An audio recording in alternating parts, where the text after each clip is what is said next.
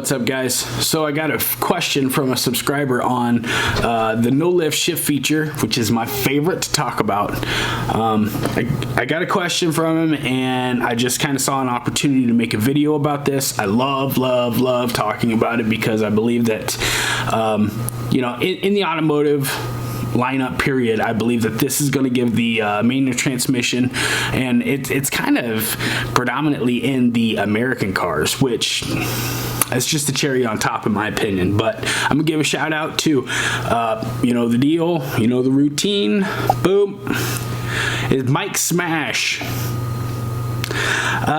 He says, I have a 2018 1SS1 LE. That's a smart move, and I can make a video on why that's a smart move if you would like. Just comment below.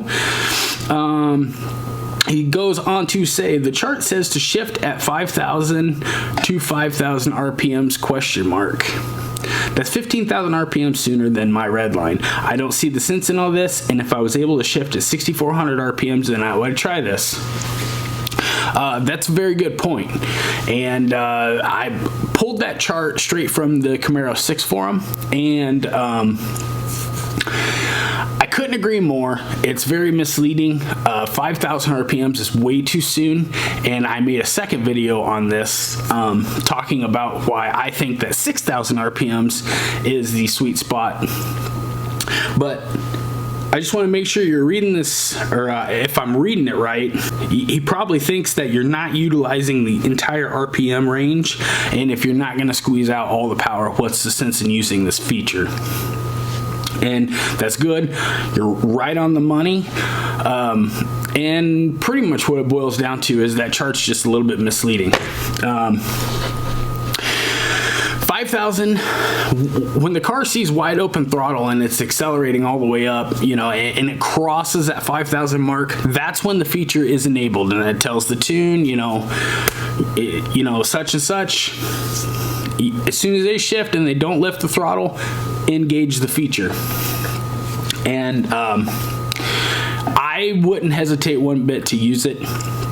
Now, to answer your question, well, not question, but comment, as far as if I was able to shift at 6,400 RPM, I would try this. In a short answer, you can. And I know because I did it. And I went back and redid it after I read your comment. It was late at night and I didn't catch it on camera either, but I'm still holding firm on 6,000 RPMs being the best. I'll put the factory tune, everything. If your car is 100% factory, no mods or whatever, I'll put the horsepower and torque specs up on the screen. But keep in mind that these numbers are achieved at optimum temperature, optimum humidity, their best conditions inside a controlled environment. So taking it right up to that red line, you know, I believe that 6,000 RPM is going to be the sweet spot for this feature. And I'm going to put you guys on the Mac, and we'll go through like a walkthrough. And I'm just gonna say that in the second video I did, which I'm going to leave a card at the end of this video, and you're gonna see that using the RPM spread, the gear spread on your car, and you're gonna see that you know, us SS and ZL1 1LE with the 373 final drive gear in the rear end, the gear spread, when you shift, you're only going to get about 1,100 RPMs. And I think that keeping your RPMs within that power band to give you optimum conditions for the best acceleration, it's going to be the best by far. So I'll move you guys to the Mac, and we'll get into a little bit more detail about this. I'm talking about an RPM spread.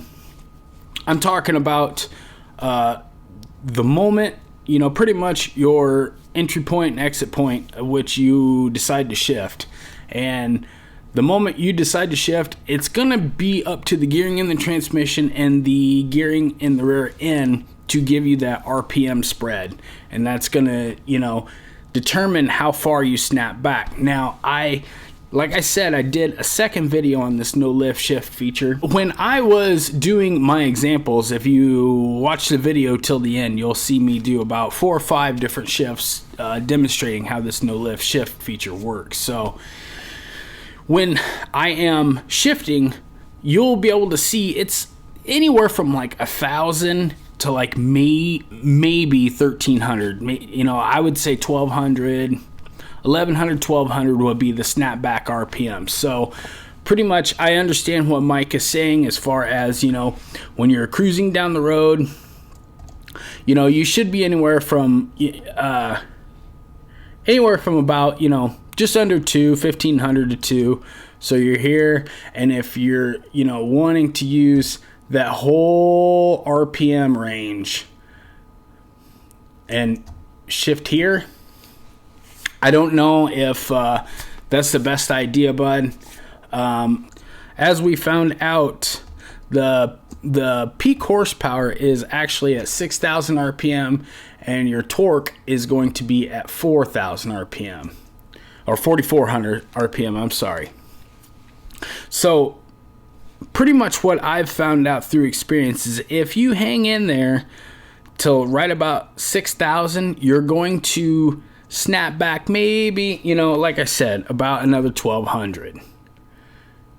So your peak torque is at 4,400, and it's still, you're going to be in that transitional phase right here to where, you know, just like I said, torque is what gets you there, and then horsepower is what keeps you there. So the horsepower will be able to, you know, pull you all the way up to your shifting point, which I believe 6,000, you know, with our gear ratio set up that we have in our cars, that's going to be about the best point, you know, the sweet spot to shift, Goldilocks zone, whatever you want to call it. So like I said, that snapback of you know, about 1,200 RPMs, 1,100, 1,200 RPMs. That's going to be about, you know, you're going to be in the meat of that power band. Like I said, that chart is misleading, and it does enable it. It's saying it enables a feature at 5,000. So once you're going all the way up, and you know, you're accelerating and you hold and you cross this 5,000 mark, now the feature is enabled. And once you shift after that, it's saying that no matter what, that target, that's the target RPM as to where it will hold the engine speed and allow you to shift into the next gear. So like I said, with, you know, dipping just below that, I believe 6,000, and especially my butt dyno, that's kind of where I believe the best shifting point and the most power recovery is coming from. So definitely I would recommend 6,000 all day long. Mike, this is a awesome question. Don't be afraid to use the feature. If you want to take it up to Redline, you can do it. I tried it. You can do it. Is it optimum? I don't think so, but you can take it as high as you want to go, and the feature will work. As far as that target, that's kind of what it says, that's the kind of the minimum range as to where the tune and the ECM is trying to hold the RPMs. So if you go above that, like I said, and check out that second video I did, because you'll see I take it up to about 6, you know, sometimes 61, 62, and the feature works just fine. It works awesome, and I think it keeps you in the power, and it keeps pulling like a freight train. That variable valve timing really works. It's like I said, for a factory LT1 setup, it pulls strong. It's awesome, and give it a shot, and definitely let me know back what you think. But yeah, don't be afraid to use it. It's probably the best feature on the car. Once you try it, it's kind of like the evolution of cars and technology and all that. I can't go back. I'm looking at a car to replace OJ. I don't know. I can't really foresee anything really that impresses me that much. The no lift shift feature, as far as having a manual transmission, it's like having a backup camera, or not so much like parking sensors or the blind spot monitoring or whatever, but like a backup camera. Once you go to a car that doesn't have it, you're like, oh crap, this sucks, you know what I mean? And it's just kind of that way. Anytime I'm messing around or whatever, or if I'm racing another car, my brain just automatically knows, pin the throttle, hold it, and just keep going, because the no lift shift feature is I have no data to back it up, but I think it's almost twice as fast shift times. It's butter smooth, and once you get used to doing it, it's really easy to do. So that's pretty much all I got for this question on this feature. So, Mike, I hope this answered everything for you. Try it. Please try it. Let me know how it goes. And I hope you guys are having a great day. We'll definitely catch you on the next one. Until then, later.